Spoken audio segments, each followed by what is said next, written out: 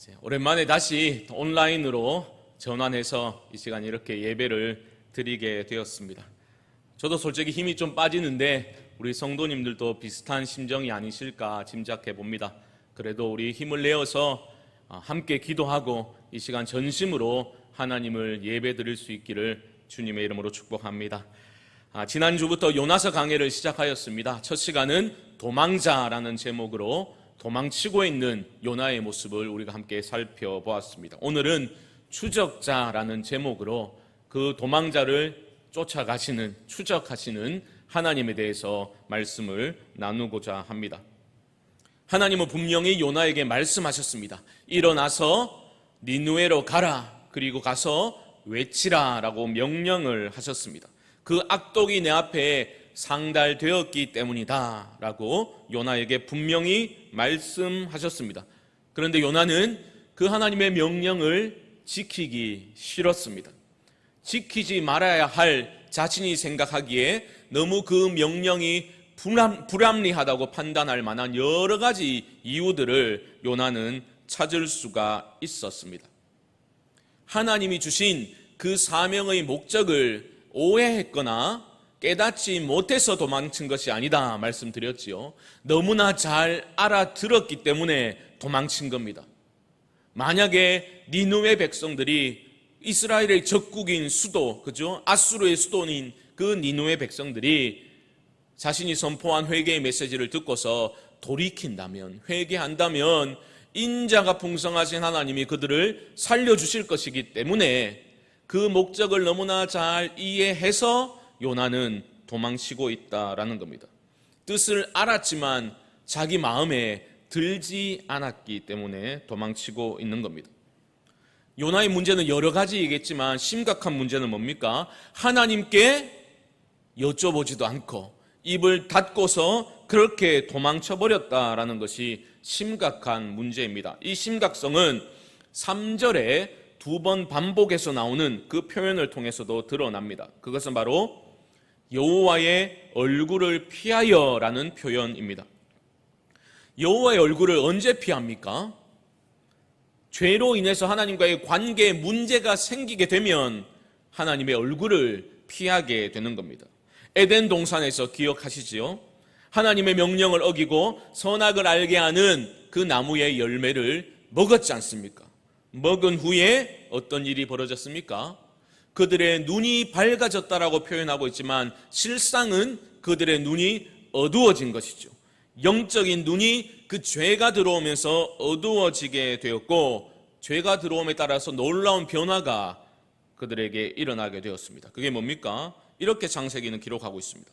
아담과 그의 아내가 여호와 하나님의 낯을 피하여 동산나무 사이에 숨은지라. 죄가 들어오기 전에는 동산을 거니시는 그 여호와의 음성이 들리기만 하면 그곳을 향해서 나아갔던 사람들이 이제 죄가 들어오게 되니 어떻게 되었다고요? 여호와의 얼굴을 피해서 나무 사이에 숨게 되는 그러한 문제가 생기게 된 겁니다. 요나는 예언자이지요. 예언자는 하나님 얼굴 앞에 딱 머물고 있으면서 하나님 앞에서 섬기고 하나님의 음성을 듣고 전해야 되는 사명을 받은 사람입니다. 그런데 그런 예언자가 하나님의 얼굴을 피해서 다시스로 도망치고 있습니다. 사명의 자리인 니느웨를 가고 있는 것이 아니라 정반대편인 다시스로 도망치고 있는 것입니다. 다시스라는 곳은 어떤 곳인가 하면 정확한 위치는 알려져 있지 않습니다. 일반적인 견해는 스페인입니다. 스페인의 남서 해안 도시인 타르티수스라는 그 도시가 바로 다시스가 아니겠나라고 그렇게 봅니다. 당시 스페인은 땅끝입니다. 땅끝. 이스라엘에서 지구 끝까지 반대편으로 가게 되면 서쪽 끝이 바로 스페인입니다. 그래서 사도 바울도 로마 교회의 성도들에게 편지하면서 내가 서바나로 가기를 원한다. 서바나는 스페인이거든요. 땅 끝으로 여겨지던 그곳으로 가고 싶어 했던 바울의 그런 기록도 우리는 알고 있습니다. 요즘이야 뭐 비행기 타면 그죠? 스페인 가는 거 일도 아니죠. 하지만 당시에 이스라엘에서 다시스까지, 스페인까지 지구 한쪽에서 완전히 반대편으로 배를 타고 간다라는 것은 1년 이상이 걸리는 아주 멀고도 먼 곳이었다라는 것입니다. 최대한 하나님의 영향권 밖으로 도망치고 싶은 그 요나의 심정이 나타나는 대목입니다. 그런데 다시스라는 곳은 그저 멀기만 한 장소는 아니었습니다. 하나님과 늘 자리 다툼을 하고 있던 요나의 근원적인 그 욕망을 성취시켜 줄 수 있는 장소가 바로 다시스였다라는 겁니다. 무슨 말인가 하면 세속적인 욕망이 충만한 곳이 다시스라는 도시입니다. 더 이상 하나님 눈치 보지 않고 내 욕망이 원하는 대로 거리낌 없이 내 욕망을 추구할 수 있는 곳이 어디라고요? 다시스라는 도시입니다. 성경에서도 몇 차례 다시스라는 지명이 언급되고 있습니다. 특별히 다시스의 배라는 그 표현이 등장하고 있는데 한마디로 거대한 상업 도시였음을 우리는 추측할 수 있습니다. 솔로몬 왕의 그 전성기에도 이런 내용이 나오고 있는데요. 자막이 준비되었을 텐데 열왕기상 10장 22절 말씀 한번 보여주시죠. 제가 읽습니다. 왕이 바다에 다시스 배들을 두어 히람의 배와 함께 있게 하고 그 다시스 배로 3년에 한 번씩 금과 은과 상아와 원숭이와 공작을 실어왔음이더라. 한마디로 다시스는 하나님의 얼굴을 피해서 도망가기에는 가장 어쩌면 힘들지만 가장 가고 싶은 곳이다라는 뜻입니다. 물질 문명이 최고조로 발달해 있던 그 부의 상징이라고 볼 수 있는 그 미지의 땅 다시스는 지금 하나님께 실망하고 도망치는 요나에게 있어서는 너무나 매력적인 도피처가 되는 겁니다. 하나님을 대체할 수 있는 그런 거죠. 주님 말씀하신 것처럼 너희가 하나님과 재물을 겸하여 섬길 수 없을 것이다 말씀하셨는데 어쩌면 지금은 요나는 하나님보다는 재물의 편에 더 가까이 서 있는 그런 모습으로 드러나고 있는 거죠. 이게 심각한 문제입니다. 요나서를 읽어나가다 보면 우리는 요나가 말하는 것은 매우 성경적이다라는 것을 쉽게 발견할 수 있습니다. 종교적인 표현으로서는 그 하나님을 너무나 잘 말하고 익숙하게 말로 풀어내는 요나의 모습을 볼 수 있습니다. 그런데 결정적인 순간에 요나가 믿는 신은 하나님이 아닌 거죠. 마치 출애굽한 이스라엘 백성들이 모세가 거룩한 산에 올라가서 내려오지 않자 두려움에 사로잡혀서 우리를 인도하여 낸 신을 만들어낼 것을 요구했지요. 그 결과가 무엇이었습니까? 잘 아시잖아요. 황금 송아지가 나왔다라는 거죠. 그들은 하나님의 이름을 불렀습니다. 열광적인 예배의 행위도 있었습니다. 그런데 결국 그들의 하나님은 뭐였다고요? 황금 송아지였다라는 거죠. 요나의 상황도 비슷한 것이 아닐까 생각해 봅니다. 하나님의 얼굴을 피해서 자기가 원하는 자유와 행복을 찾아 도망치고 있는 요나에게 있어서 진정한 하나님은 여호와 하나님이 아니라 재물, 만몬이 되는 거죠. 이게 억지 해석이 아닌 것이 3절 하반절을 통해서 드러납니다. 3절 하반절을 보시면 여호와의 얼굴을 피하여 그들과 함께 다시스로 가려고 배삭을 주고 배에 올랐더라. 왜 굳이 배삭을 주고 배에 올랐다라고 기록하고 있는 겁니까? 그 당시 1년 이상이 걸리는 그 항해에서 다시스행 그 배삭은 매우 비싼 거죠. 상상을 초월하는 금액이었다는 거죠. 요나는 자신의 재산을 통틀어가지고 탈탈 털어서 지금 다시스행 배에 몸을 싣고서 자유의 땅으로, 그가 생각하기에 자유가 있는 땅으로 지금 가고 있는 겁니다. 하나님 없는 곳에서 새 출발하려는 거죠. 하나님 없는 곳에서 새롭게 자유와 행복을 추구하겠다라는 요나의 모습을 보고 있는 것입니다. 요나는 그런 새로운 출발을 위해서 모든 것을 처분해가지고 지금 도망치고 있는 겁니다. 무엇을 위해서 아낌없이 투자하고 있는지를 본다면 그가 지금 얼마나 하나님으로부터 멀어져 있는지를 우리는 쉽게 짐작할 수 있습니다.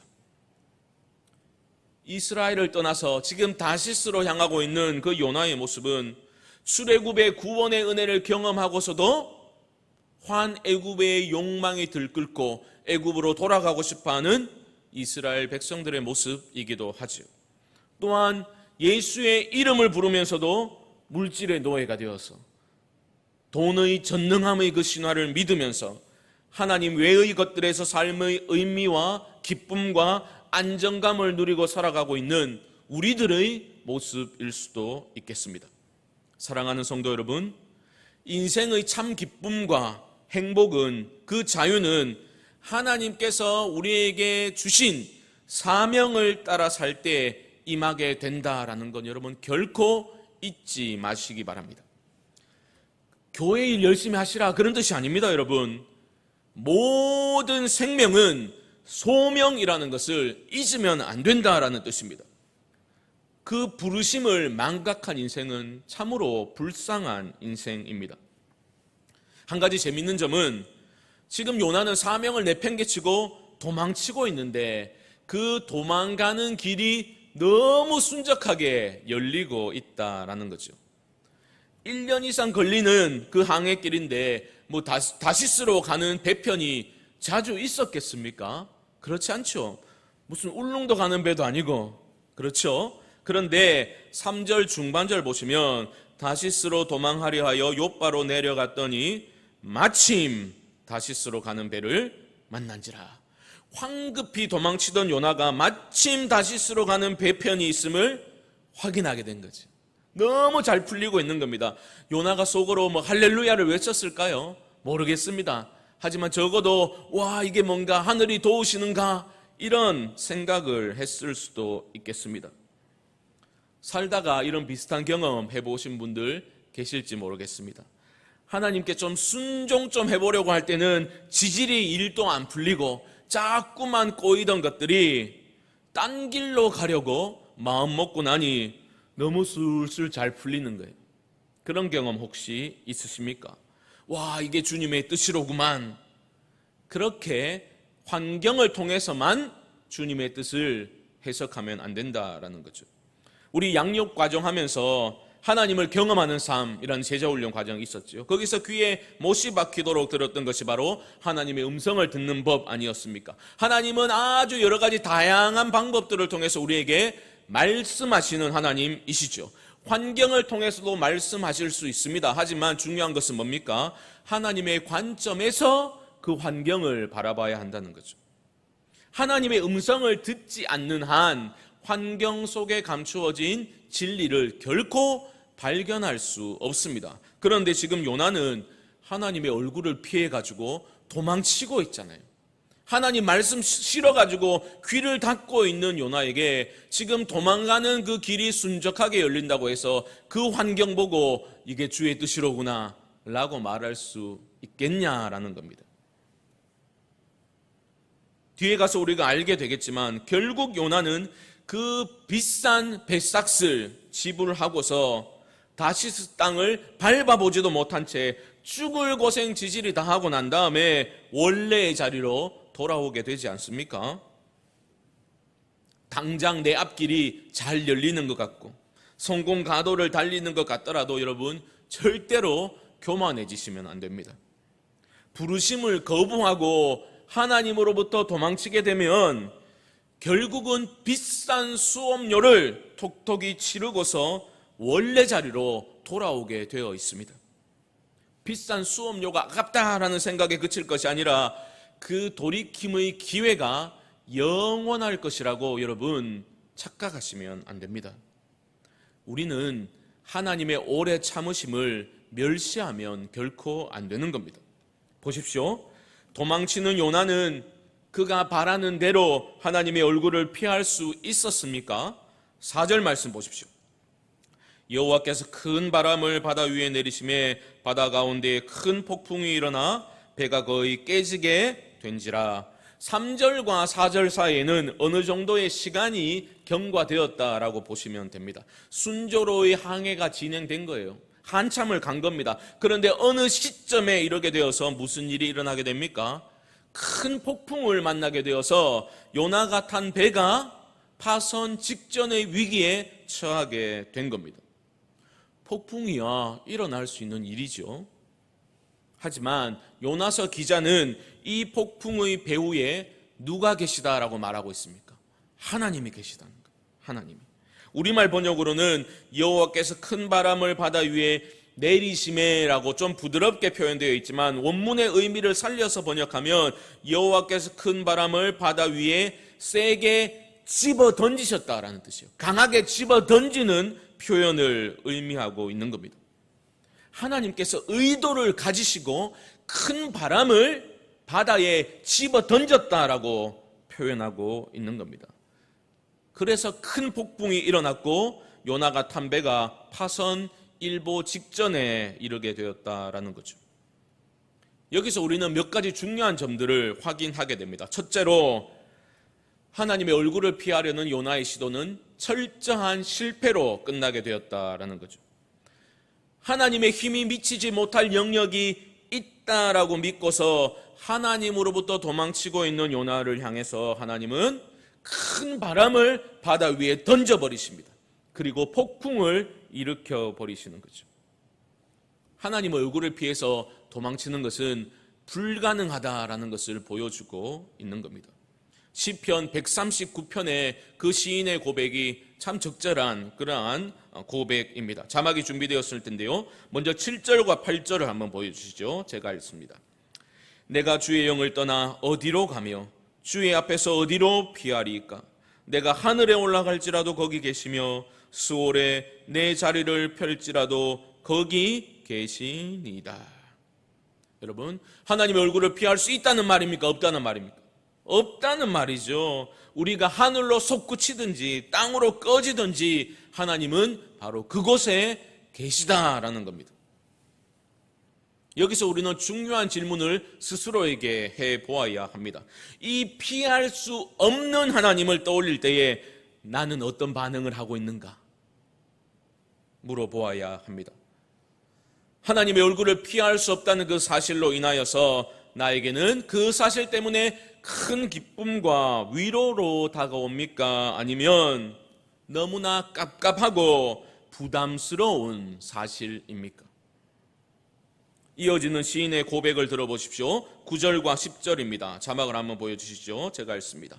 내가 새벽 날개를 치며 바다 끝에 가서 거주할지라도 거기서도 주의 손이 나를 인도하시며 주의 오른손이 나를 붙드시리이다. 아멘. 사랑하는 성도 여러분, 하나님의 얼굴을 우리가 피할 수 없다라는 그 사실이 내 삶의 큰 복된 기쁨의 소식이 될 수 있기를 주님의 이름으로 축복합니다. 내가 어디에 거할지라도 바로 거기에 계신 하나님, 여호와 삼마의 하나님의 그 권능의 손이 우리를 붙드시고 우리를 인도하고 계신다라는 것을 여러분 믿음으로 받아들이시고 그 하나님의 얼굴을 피하는 것이 아니라 하나님의 얼굴을 구하며 나아가실 수 있기를 주님의 이름으로 축복합니다.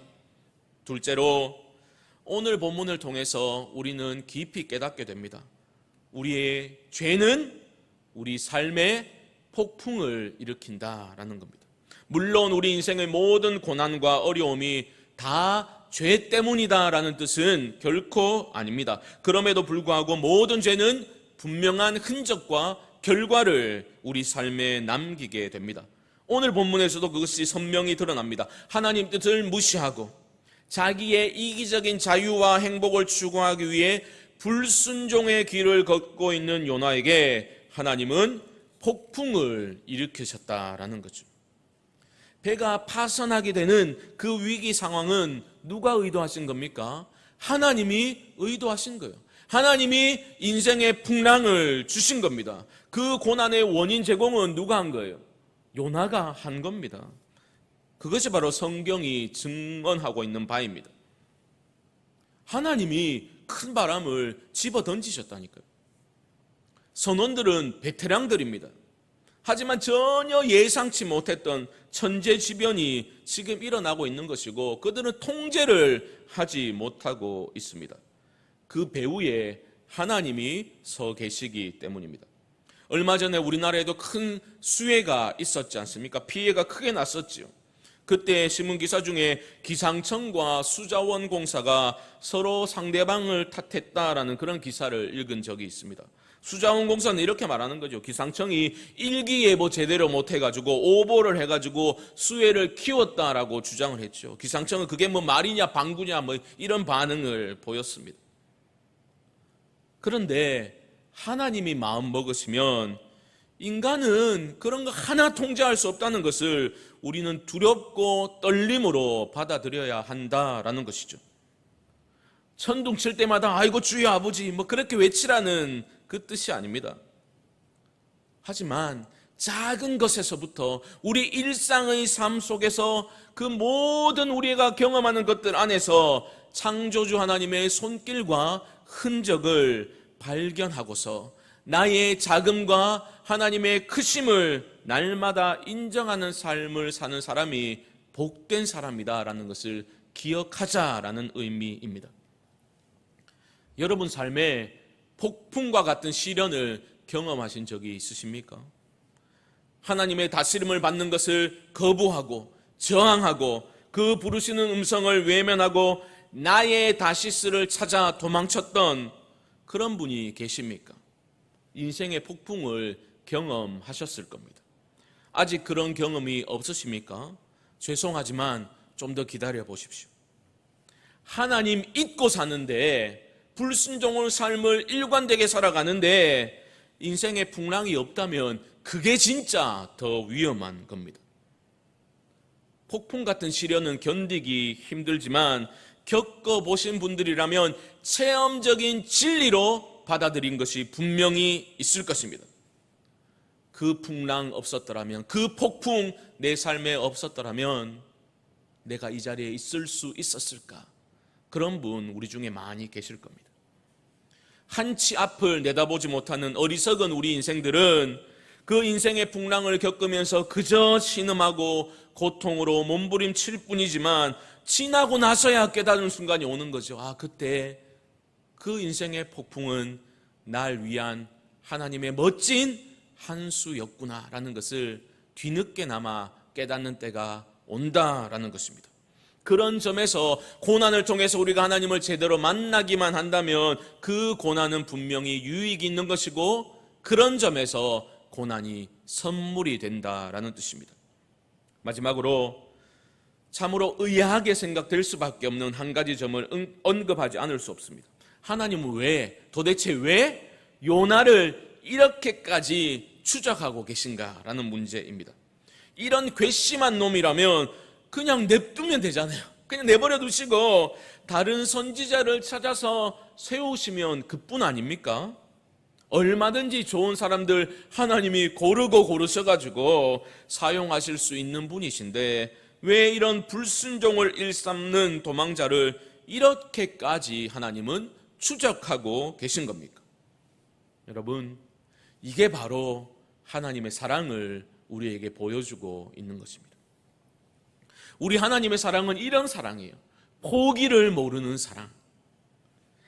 끝까지 추적하셔가지고 하나님이 원하시는 자리까지 이끌어 가시고야 마는 그 포기를 모르는 사랑이 우리가 믿는 하나님 아버지의 사랑인 줄 믿습니다. 그렇기 때문에 저와 여러분에게도 소망이 있는 겁니다. 우리도 요나와 다를 바가 없잖아요. 나 자신의 다시스를 동경하면서 호시탐탐 기회를 노리고 틈만 있으면 내가 좋아하는 나만의 이기적인 자유와 행복을 노리고 도망치려고 하는 우리들을 하나님은 추적하시죠. 그리고 우리를 붙들어 주시기 때문에 우리 같은 사람들에게도 소망이 있다라는 것입니다. 너무나 어리석고 너무나 자기중심적인 우리들을 하나님은 포기치 아니하시고 여러 가지 방법으로 우리에게 친히 말씀하시고 찾아오시고 때려서라도 하나님께로 돌이키도록 이끄시는 그 하나님 때문에 우리가 이 자리에 있는 줄 믿습니다. 마치 우리가 하나님께로 돌이키지 않는다면 하나님 자신이 큰 치명적인 손해라도 입으시는 것처럼 그렇게 우리를 끝까지 추적해 오신다라는 것입니다. 말씀을 정리해 보겠습니다. 저 어릴 때만 해도 교회 부흥회 열리게 되면 인기 찬송들 중에 하나가 천부여 의지 없어서라는 찬송이었습니다. 울 때까지 무한 반복하는 거예요. 천부여 의지 없어서. 나중에 팔이 아파가지고 막 눈물이 찔끔찔끔 나고 이런 거죠. 다시스를 향해서 야심차게 출발했다가 인생의 폭풍을 경험하고서 두 손 두 발 다 들고 항복하며 눈물로 돌이켜 하나님께로 오는 그런 내용의 찬양 아니겠습니까? 간증 집회의 레파토리도 뭐 비슷합니다. 그런 거죠. 하나님으로부터 도망치고 도망쳤는데 하나님이 끝까지 추적해 오셔가지고 지금 이렇게 간증하고 다닌다. 그게 주요 레파토리 아닙니까? 뭐 제 대학부 선배들이 이런 말을 하기도 했습니다. 그저 순응하지 말고 좀 저항도 해보고 네가 할 수 있는 한 멀리 한번 도망쳐 보기도 해라. 그런 말을 한 번씩 해주곤 했죠. 말을 들을 때 멋진 말이다 생각을 하기도 했습니다. 멋진 말이라고 생각합니다. 또 담긴 의미도 있다고 생각합니다. 하지만 주님을 깊이 만나고 20년 이상 30년 가까운 세월을 지내면서 제가 깨달은 것이 있다면 우리의 인생이라는 것은 순종만 하면서 살기도 너무 짧다라는 거죠. 도망쳤다가 잡혀온 간증 은혜롭습니다. 은혜가 분명히 있습니다. 하지만 우리는 일부러 드라마틱한 삶을 동경할 필요는 없습니다. 우리는 삼손을 기억합니다. 멋진 삼손, 야성미 넘치는 삼손, 끝에는 두 눈이 다 뽑히고서 그렇게 이방인들의 조롱을 받다가 마지막으로 끝에 하나님께 힘을 한 번만 더 주십시오 기도하고 그 자신을 조롱하는 그 이방인들과 함께 장렬히 자폭하는 그 장면을 여러분 강렬히 마음에 새기고 계신 분들 많이 계실 겁니다. 하지만 여러분 그것을 아십니까? 그렇게 장렬하게 죽으면서 삼손이 죽인 적들보다 온전한 신앙의 사람, 어릴 적부터 여호와의 음성을 청종했던 쉐마 신앙의 그 사무엘이 그리 드라마틱한 회심의 이야기도 없었고 어쩌면 하나님 앞에서 순종만 하면서 재미없는 삶을 살았던 그 사무엘이라는 사람이 살아생전에 진멸시킨 적들의 숫자가 그렇게 장렬한 최후를 맞이하면서 삼손이 죽인 숫자보다 비교할 수 없을 정도로 월등히 많다는 것, 여러분 그거 알고 계십니까? 사랑하는 성도 여러분, 다시스에는 자유도 없고 행복도 없습니다. 비싼 수업료 지불하고서 그렇게 배우실 필요가 없습니다. 요나의 모습을 반면교사로 삼아야 되는 거죠. 한번 사는 인생, 순종만 하며 살기도 턱없이 짧은 인생, 헛된 자유를 꿈꾸며 인생을 낭비치 말아야 합니다. 구속함 안에서의 자유를 여러분 마음껏 누리시고 하나님의 마음에 합한 순종의 사람들 되셔서 내가 복을 받고 세상을 복되게 하는 그런 멋진 믿음의 삶을 살아가실 수 있게 되기를 주님의 이름으로 간절히 축원드립니다.